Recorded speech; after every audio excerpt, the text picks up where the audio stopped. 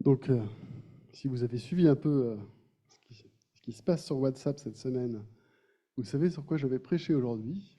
Et c'est un sujet qui est difficile. C'est le sujet de la souffrance.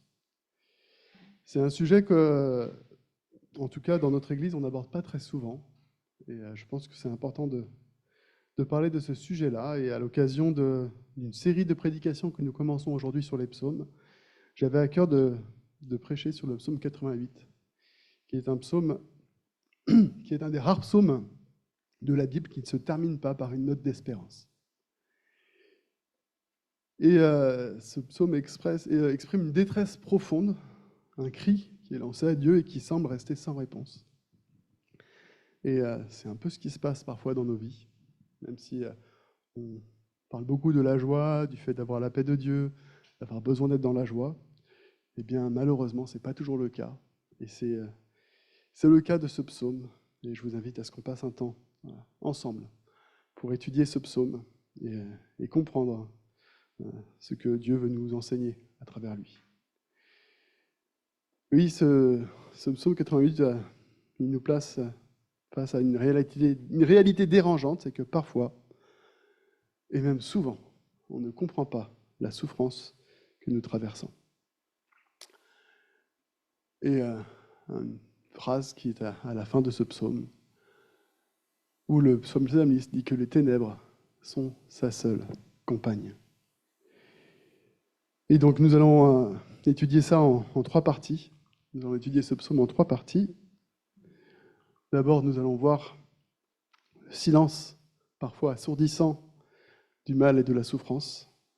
Nous allons étudier aussi et voir le silence de Dieu, mais l'amour de Dieu aussi parfois dans son silence.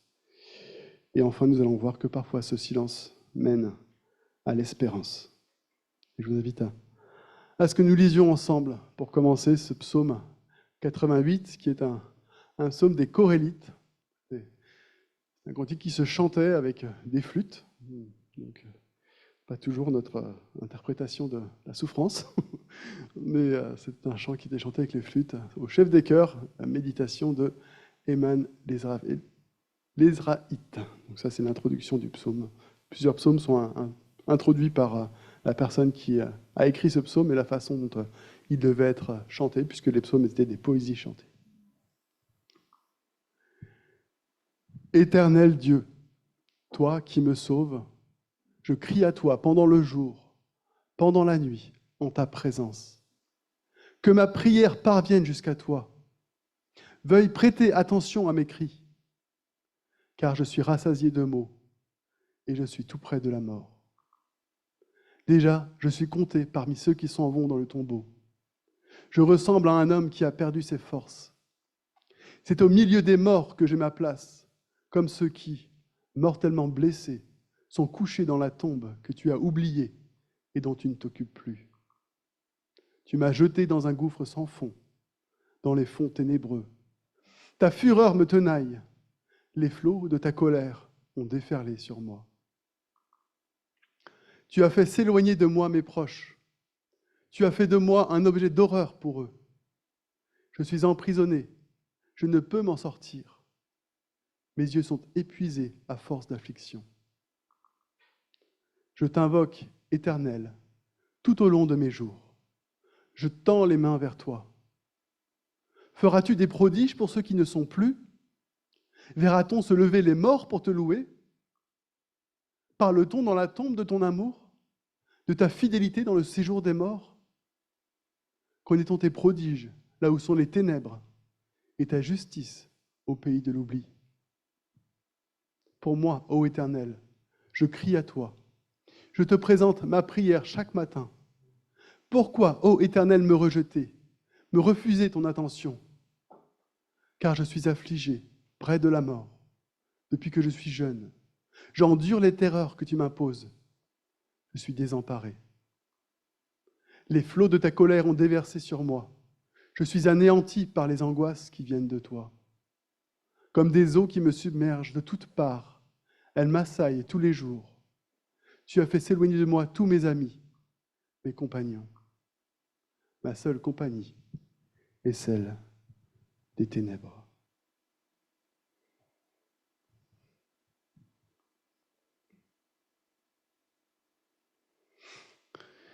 Ce psaume 88 est un cri brut, un cri sans réponse, et un cri qui ne finit même pas par une note d'espoir.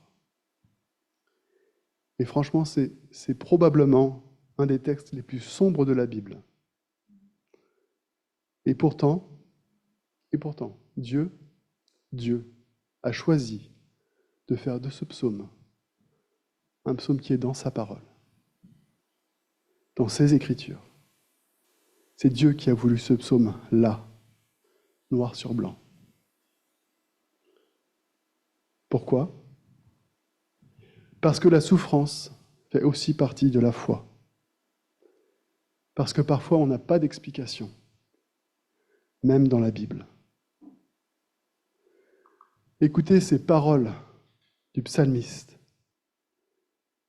Éternel, toi qui sauves, éternel Dieu, toi qui me sauves, je crie à toi pendant le jour, pendant la nuit, en ta présence. Que ma prière parvienne jusqu'à toi. Veuille prêter attention à mes cris, car je suis rassasié de maux et je suis tout près de la mort. Le psalmiste continue de prier et Dieu semble muet. Le silence de Dieu est lourd. Le psalmiste ne baisse pas les bras, mais il le dit, il ne reçoit aucune réponse. Et parfois notre vie, à nous, ressemble aussi à cela. Parfois on est dans des moments où notre prière semble ne faire aucun écho et le chemin semble être sans lumière. Le psalmiste dit aussi, « Déjà je suis compté parmi ceux qui s'en vont dans le tombeau. Je ressemble à un homme qui a perdu ses forces. C'est au milieu des morts que j'ai ma place, comme ceux qui, mortellement blessés, sont couchés dans la tombe que tu as oubliée et dont tu ne t'occupes plus. Tu m'as jeté dans un gouffre sans fond, dans les fonds ténébreux. Ta fureur me tenaille. Les flots de ta colère ont déversé sur moi. » Le psalmiste se sent mort à l'intérieur. Il ne comprend pas ce qui lui arrive. Et pire, il perçoit Dieu lui-même comme à l'origine de son malheur. Il n'accuse pas Dieu, mais il le tient pour responsable de ce qui lui arrive. Ça vous choque ? Voilà ce que Dieu dit à propos de Job, au chapitre 2, au verset 3. Lorsque le diable revient après avoir attaqué Job, Dieu dit au diable, c'est le diable qui a attaqué Job, Dieu dit, « C'est pour rien que tu m'as incité à accabler Job. » Dieu reconnaît que c'est pour rien que Job est accablé, et Dieu se reconnaît pour responsable des maux qui sont arrivés à Job, même si ce n'est pas lui qui les a faits. Mais Dieu ne dit pas qu'il n'y est pour rien. Il se tient pour responsable du mal qui arrive à Job. Le psalmiste reconnaît la souveraineté de Dieu, même dans sa souffrance et même dans ses maux. Ce n'est pas Dieu qui fait le mal, mais Dieu est souverain sur toutes choses, y compris sur les choses mauvaises qui peuvent nous arriver. Et Dieu, bien loin de gommer cela, c'est Dieu qui a encore une fois choisi de mettre ces mots dans sa parole. C'est Dieu qui choisit de dire qu'il est responsable de tout ce qui se passe sur terre, même si ce n'est pas lui qui le fait. Il est souverain sur tout ce qui se passe. Et il a sa part de responsabilité dans tout ce qui nous arrive. Dieu n'a pas censuré le cri du psalmiste, pas plus qu'il n'a censuré les cris de Job. La Bible, la parole de Dieu ne maquille pas la douleur. La Bible accueille la douleur telle qu'elle est. Et ce texte nous dit une chose essentielle, que ce soit celui de Job ou celui de ce psalmiste. Il arrive parfois qu'un mal frappe sans raison apparente. Le psalmiste ne dit pas « j'ai péché et je récolte ce que j'ai semé ». Le psalmiste, comme Job, souffre sans aucune explication. Et nous, que faisons-nous quand quelqu'un souffre ? Parce que souvent on a des des phrases toutes faites. Il y a forcément une raison pour laquelle tu souffres. Tu la connaîtras plus tard. Ou tu verras, Dieu a un plan. Ou peut-être que Dieu veut t'apprendre quelque chose. Attention à ces phrases dites trop vite. Parce que ce n'est pas forcément vrai. Et ce n'est pas ce que la parole de Dieu dit. La souffrance n'a pas toujours un but. Et je dirais même souvent, elle n'en a pas. On est dans un monde de souffrance. Un monde touché par le péché, dans lequel il y a le mal et la souffrance. Et il n'y a pas de justification.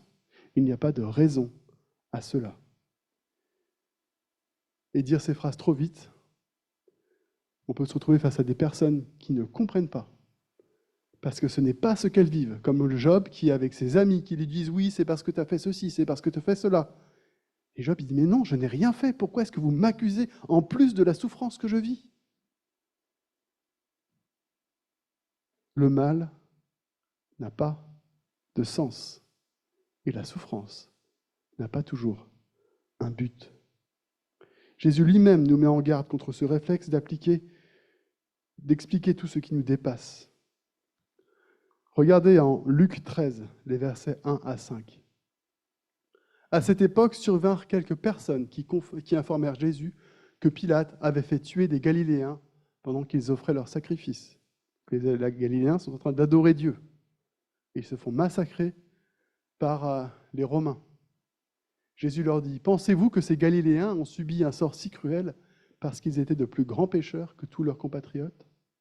Non, je vous le dis. » Et un peu plus loin, il leur dit aussi, « Rappelez-vous ces 18 personnes qui ont été tuées quand la tour de Siloé s'est effondrée sur elles. Croyez-vous que ces personnes étaient plus coupables que tous les autres habitants de Jérusalem? Non, je vous le dis. » Le massacre des Galiléens avait-il un sens? Une explication? Non, répond Jésus. La mort de ces hommes écrasés par la tour de Siloé avait-il un sens? Avait-il une explication? Non, répond Jésus. Le mal n'est pas toujours une punition. Et souvent, le mal, c'est juste le mal. La souffrance, c'est juste la souffrance. Un monde brisé, un chaos qui n'a pas de sens. Mais Jésus, pour ces deux événements, va plus loin. Et à deux reprises, il ajoute, « Mais vous, si vous ne changez pas, vous périrez tous, vous aussi. » Il ne fait pas le lien entre la souffrance et leur péché, mais il répète que chaque souffrance est un rappel que la vie est fragile et que notre cœur a besoin de se tourner vers Dieu. Parce que la souffrance, nous y passerons tous, et la mort aussi. Henri Blocher, qui est un théologien français très réputé, qui est encore en vie et qui a écrit des livres sur le mal, parle du mal comme d'un mystère opaque. Il parle du mystère opaque du mal. Il explique que le mal est un mystère qui ne s'explique pas. Et il rejette deux fausses pistes. D'un côté, dire que tout mal est voulu par Dieu, comme si Dieu pouvait manipuler nos douleurs pour nous donner une leçon divine. Et de l'autre, il dit que de l'autre côté, il dit que dire que Dieu ne peut rien faire comme s'il était impuissant est aussi faux. Dieu n'est pas responsable du mal qui nous arrive, dans le sens où ce n'est pas lui qui nous fait du mal. Mais Dieu n'est pas non plus impuissant face au mal. Il est totalement souverain. Alors oui, le mal est et restera un mystère opaque. Et la Bible, dans toute la Bible, vous ne trouverez aucune justification au mal, aucune explication à pourquoi le mal est arrivé, aucune solution intellectuelle pour répondre au problème du mal. La Bible nous donne une seule chose. Elle nous donne une seule chose, c'est la réponse de Dieu au mal, la solution de Dieu ultime contre le mal. Jésus-Christ crucifié. On ne sait pas pourquoi le mal est arrivé. On sait comment il est arrivé, On ne sait pas pourquoi il est arrivé. On n'a pas de réponse à la souffrance par laquelle nous traversons. On a une solution en revanche. Et c'est ce que la Bible martèle depuis la Genèse jusqu'à la venue de Jésus-Christ et jusqu'à sa promesse de revenir. La réponse au mal et à la souffrance, la réponse de Dieu, c'est Jésus-Christ, crucifié pour nos péchés.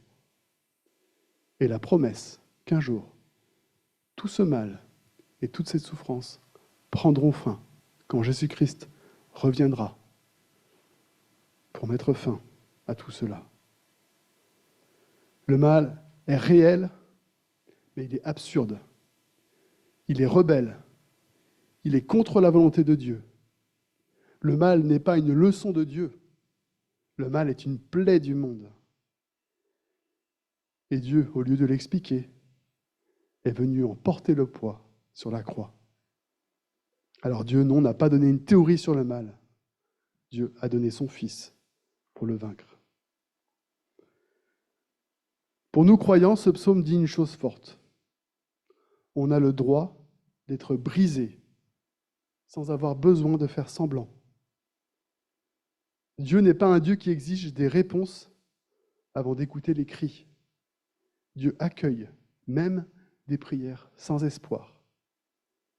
Et la croix nous montre que Dieu ne reste pas lointain. Il s'est approché dans nos douleurs pour ouvrir un chemin vers la vie. Le psaume ne nous appelle pas à fuir les zones d'ombre. On peut crier à Dieu même quand on ne comprend plus rien. On n'a pas à tout expliquer. Et surtout, on n'a pas à d'expliquer la souffrance des autres. En tout cas, pas trop vite. Et avec beaucoup de sagesse et de temps. Nous devons apprendre à écouter, à compatir et à accompagner. Écouter et compatir, parce que le cri du psalmiste ne s'arrête pas, il continue et il devient bouleversant. Mes yeux sont épuisés à force d'affliction. Je t'invoque, Éternel, tout au long de mes jours. Je tends les mains vers toi.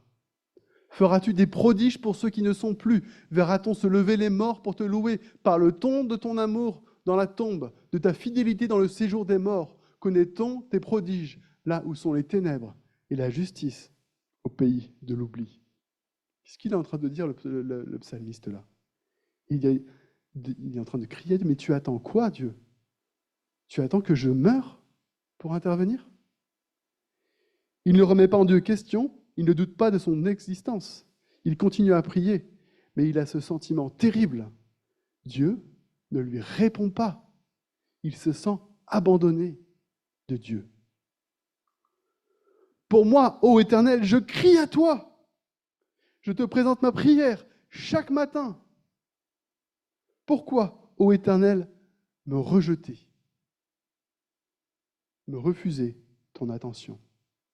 Il prie, il espère, mais le ciel reste silencieux. Et ce silence est parfois même plus douloureux que la souffrance elle-même. Et comme si ça ne suffisait pas, en plus, voilà son entourage qui s'effondre. Tu as fait s'éloigner de moi mes proches. Tu as fait de moi un objet d'horreur pour eux. Je suis emprisonné, je ne peux m'en sortir. Et au verset 19, tu as fait s'éloigner de moi tous mes amis, mes compagnons. Ma seule compagnie est celle des ténèbres. Oui, ma seule compagnie est celle des ténèbres. Le psalmiste se sent non seulement abandonné de Dieu, il se sent aussi abandonné des hommes. Il se sent seul, perdu dans les ténèbres. Et oui, Dieu semble parfois silencieux, et même Dieu est parfois silencieux. Mais ça ne veut pas dire que Dieu est absent. Le silence de Dieu n'est jamais un abandon, même si c'est souvent un mystère. Et dans ce mystère, l'Église a un rôle essentiel, être la voix, les bras et le cœur de Dieu sur terre. Ce n'est pas pour rien que l'Église est appelée le corps de Christ. Parce que quand Dieu semble loin, ce corps de Christ doit s'approcher de celui qui souffre. Quand Dieu se tait, en fait, Dieu continue de se manifester au travers de l'amour fraternel. Nous sommes le corps de Christ. Nous sommes la manifestation de Jésus-Christ dans ce monde. Quand un frère ou une sœur prend soin de nous, c'est Dieu qui prend soin de nous à travers lui. Ce n'est pas quand quelqu'un souffre le moment de faire des discours, peut-être, rarement. Ce n'est pas le moment de sortir des théories ou de faire de grandes tirades théologiques vides de sens, mais c'est le moment de mettre nos bras autour d'un frère ou d'une sœur, de le tenir par la main, comme le dit Paul aux Romains, de pleurer avec ceux qui pleurent, ou aux Galates, de porter les fardeaux les uns des autres. C'est ainsi que nous sommes les représentants du Christ. C'est ainsi que nous accomplissons la loi du Christ. C'est ça, la mission de l'Église.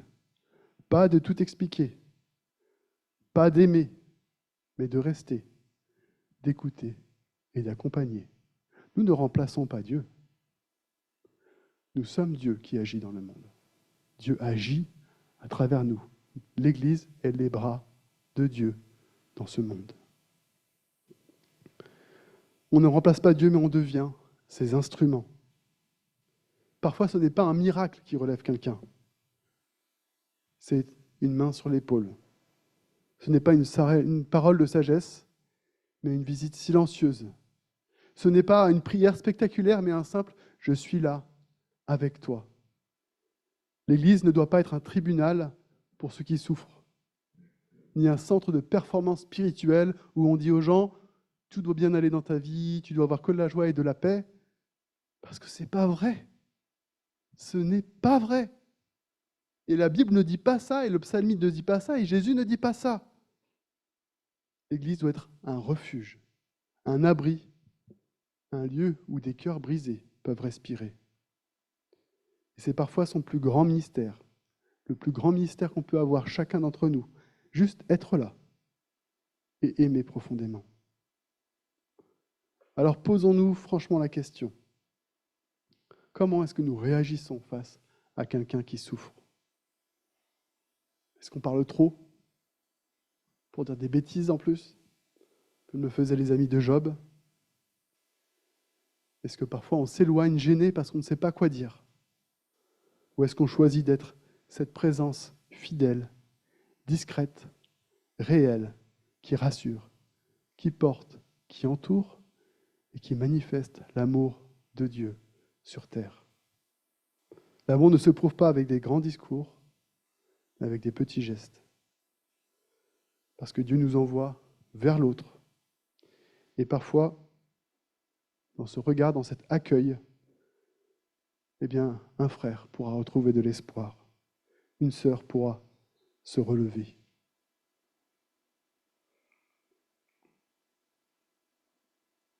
Mais pour l'instant, le psalmiste n'en est pas là. Le psaume 88 est une espèce d'ovni dans le livre des psaumes. C'est quelque chose qui sort complètement de tout ce qu'on peut lire. Il y a des psaumes de joie, des psaumes d'adoration, des psaumes où on est désespéré, mais à la fin, on se tourne vers Dieu et on dit que Dieu est merveilleux. Pas le psaume 88. Il commence dans la détresse. Il termine avec l'obscurité. Pas de louange finale. Pas de lumière au bout du tunnel. Et juste cette phrase terrible. L'obscurité est devenue ma seule compagne. Mais au fond de cette ténèbre, dans cette nuit, il y a une espérance discrète, presque timide, qu'on peut découvrir à travers ce psaume. Comme une étincelle, une braise qui reste là, cachée sous la cendre. Ça ne crie pas, ça ne brille pas fort en tout cas, mais c'est là. Et cette braise, cette étincelle change tout. Cette étincelle, c'est que malgré ses souffrances, malgré son désespoir, le psalmiste, il prie encore. Et c'est là le détail peut-être le plus important et le plus bouleversant de ce psaume. Il souffre, il ne comprend plus rien, il a l'impression que Dieu s'est éloigné, mais il continue de prier. Moi, j'ai crié vers toi, Éternel. Ma prière s'adresse à toi. Il ne ressent plus Dieu, mais il lui parle encore. Il n'a plus d'espérance claire, mais il refuse de se taire. Et ça, c'est déjà un acte de foi immense, pour ne pas dire le plus grand acte de foi. Même un cri de désespoir dirigé vers Dieu, c'est encore un lien avec lui. La foi, ce n'est pas toujours de chanter « Je te loue Seigneur » à plein poumon, c'est parfois juste de ne pas raccrocher, de ne pas abandonner. C'est de rester connecté avec Dieu, même quand il semble silencieux. Parce que quand la foi n'a plus de mots, on peut encore crier. On peut encore crier à Dieu et se raccrocher à lui. Le psalmiste n'abandonne pas Dieu. Dieu, malgré ses mots, reste son seul secours. Il reste son seul appui. Il ne se tourne pas vers ses amis. Il ne se tourne pas vers qui que ce soit ou quoi que ce soit. Il reconnaît qu'au fond des ténèbres dans lesquelles il est, le seul qui peut véritablement lui venir en aide, c'est Dieu. Et ça, c'est une foi énorme. Quand on n'en peut plus, quand on a l'impression d'être abandonné, de rester accroché à Dieu. Cette lumière brille aussi par un autre fait étonnant. Tout simplement, le fait que ce psaume, comme je l'ai dit au début, il est dans la Bible. Honnêtement, qui d'entre nous aurait mis ce psaume dans la Bible? Un psaume qui dit qu'on est abandonné, on est dans les ténèbres et on n'a aucun espoir. Qui aurait mis ça dans la Bible? Moi, j'aurais dit non, ça c'est pas assez chrétien. Je le mets de côté, il faut quand même terminer par un truc d'adoration où on dit Seigneur notre Dieu, on a confiance en toi. Il ne le dit pas, le psalmiste. C'est un miracle que ce psaume soit dans la Bible parce que je pense que personne ne l'aurait mis, si ce n'est pas l'Esprit Saint qui inspire et qui dit ce psaume, il faut qu'il y soit.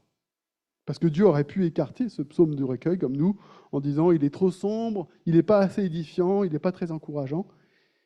Mais Dieu a voulu ce psaume. Il l'a inspiré.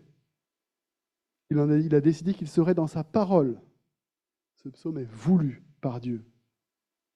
Alors pourquoi est-ce que ce psaume est voulu par Dieu? Eh bien parce que Dieu accorde de l'importance à notre douleur, comme il a accordé de l'importance à la douleur du psalmiste. Dieu ne nous demande pas de faire semblant d'aller bien. Dieu ne méprise pas nos souffrances, les ténèbres dans lesquelles on peut être, les nuits terribles par lesquelles on peut passer. Ce psaume nous dit quelque chose de très important. On a le droit de parler à Dieu sans filtre, comme l'a fait le psalmiste, en disant « Mais Dieu, tu m'as abandonné, je me sens seul, je ne sais pas quoi faire, qu'est-ce que je peux faire ?» On a le droit de crier à Dieu et de lui dire tout ce qu'on a sur le cœur, avec respect, comme le fait le psalmiste, mais sincèrement.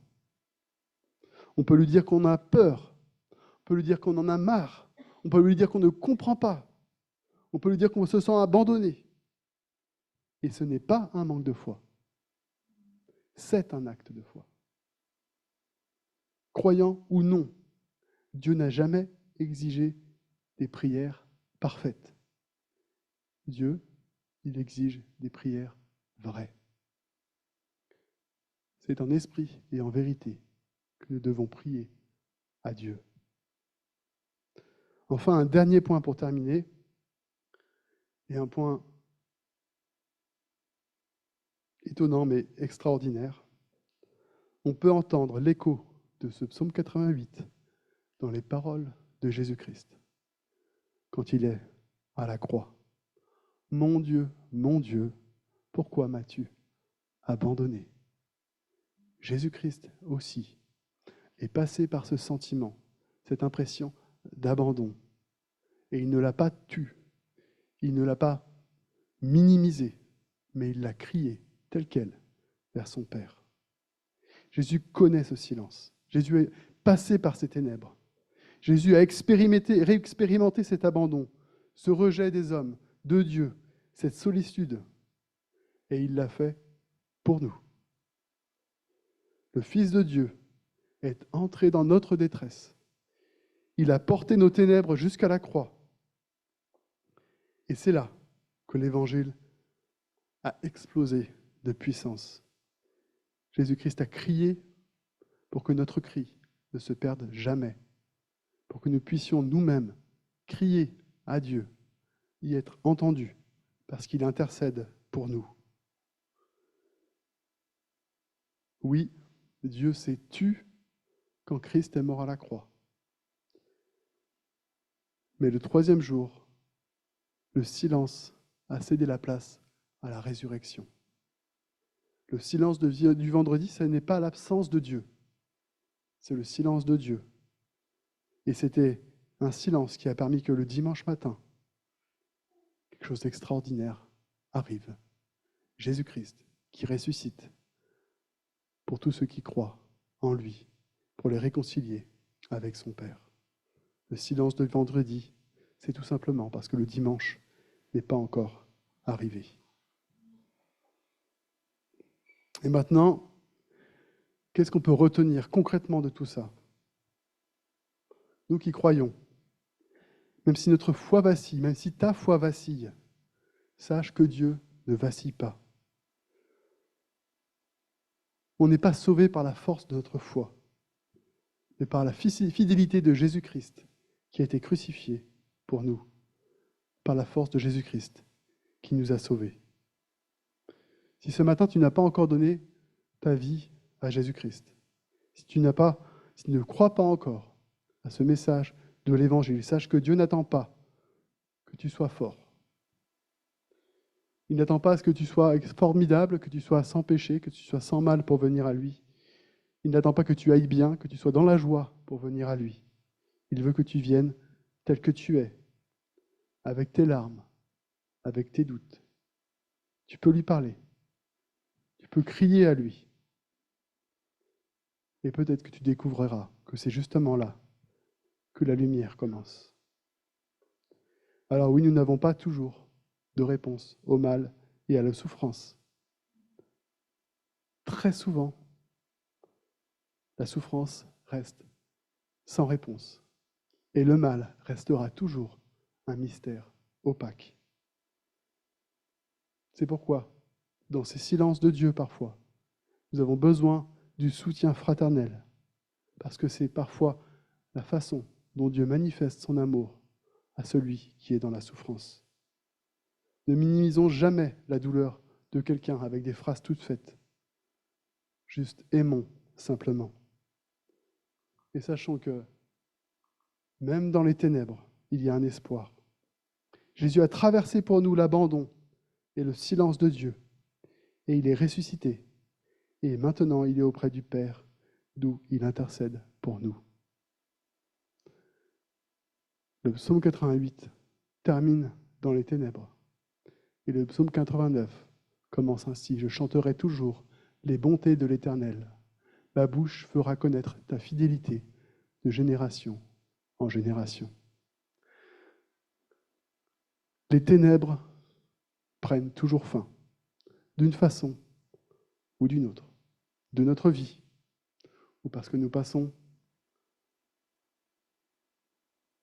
de l'autre côté, parce que nous sommes accueillis auprès de Dieu et que nous sommes débarrassés de tout mal et de toute souffrance. Les ténèbres, la souffrance, prendront fin pour nous tous qui croyons et qui avons mis notre confiance en Jésus-Christ.